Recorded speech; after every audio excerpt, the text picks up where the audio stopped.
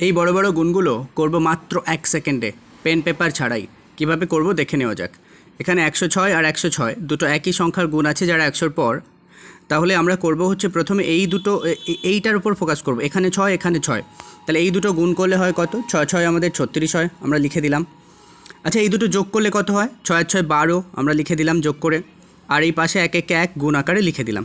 তাহলে এটা একই রকমভাবে দেখি, এই 8 আর 8-এ প্রথমে গুণ, 8 8-এ 64, আর 8 আর 8 যোগ করে হয় 16, আর এই 1 1 এই 1 আর এই 1 গুণ করে 1।